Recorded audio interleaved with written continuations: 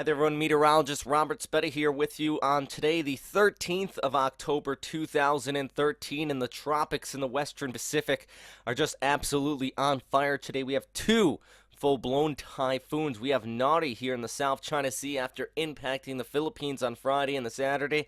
Now this is tracking off towards the west, impacting Vietnam. But in this video update, we're going to be talking about our Typhoon Wipha. That storm system continuing to track off towards the north, now over open ocean, and that is giving it plenty of time to strengthen up here into a rather violent typhoon before it starts to track towards the north. It's going to encounter the mid-latitude winds here, start to turn it towards the northeast and race off directly over, well, the Tokyo area, and many of you watching from Yokosuka there in the local coastal areas, including Nagoya. Yeah, you're going to be wanting to watch this one very, very closely. Let's just take a look at the wind field here from a few of the models expected by Wednesday right around noon. And this is just showing those winds up to typhoon strength in these areas in the purples. And you can see all these coastal areas are really getting in on this.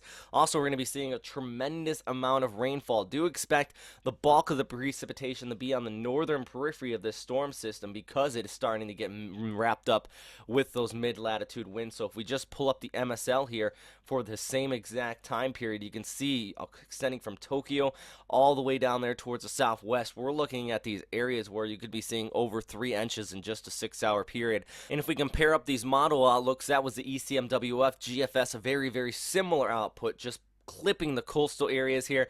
But you can see these areas over 50 knots of wind in the red. Extending all across much of Japan. So I know we have a lot of military watching from here. You're likely going to be going through the T-Core systems in the next several days. I think that is almost a definite where the storm is tracking right now. Even farther down there towards the south, extending off towards Nagoya, the Kii Peninsula, very famous for getting a tremendous amount of rainfall. So as this tracks up the coastline, you're looking at a very high risk of some serious flooding. Now, this is the official track from the Japan Meteorological Agency, also clipping the coastline here and shooting off there towards the north. So I do think this is going to be a major flood threat for many people out here. If you remember Manyi, when that came through, Kyoto saw some pretty serious and devastating flooding. And even I shot, well, this footage here from Tokyo as well of some pretty serious river flooding going on near my location.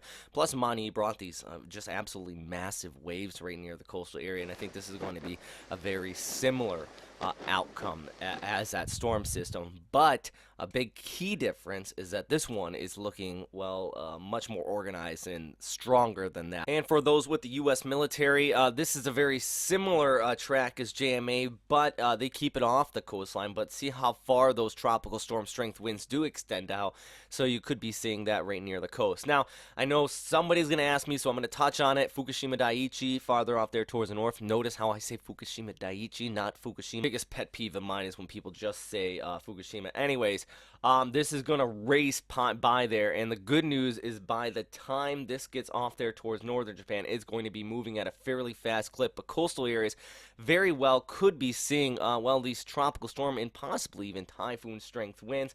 Plus, we're going to be looking at some pretty heavy precipitation. I'm no nuclear physicist, so I don't touch on that very much, but we know we have that water leakage problem there, and it's looking like a pretty heavy amount of rainfall in that local area. So definitely want to continue to watch that, and hopefully the proper preparations are being made. The good news is by this time it will be racing by off there towards the north. But as of this time, though, the storm system definitely is intensifying, and right now a lot of the agencies in JMA expecting maxing out about 80 knots.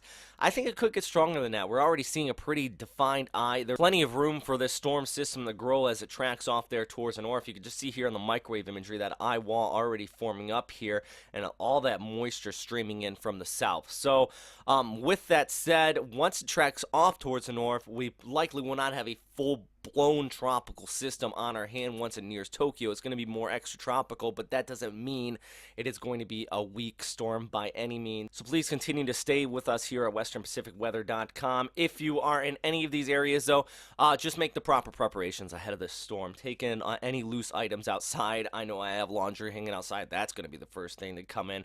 But for anybody near coastal areas, you definitely want to make those proper preparations and just stay away from the coastal regions, because this is going to be throwing some waves pretty intense right along the coast. Plus, there is that very serious risk of flooding out here. So if you're in any of these low-lying areas, and even the risk of landslides with all this rainfall, this is going to be pushing onshore into some of the mountainous terrain across Japan. So a lot happening with this storm, a lot happening with Typhoon Nari that's coming ashore in Vietnam, and plus we're looking at the aftermath of a cyclone Pylon there into India. Thanks for watching, everybody. If you have any questions, comments, or suggestions, post them down in the comment box below. And as always, stay safe out there.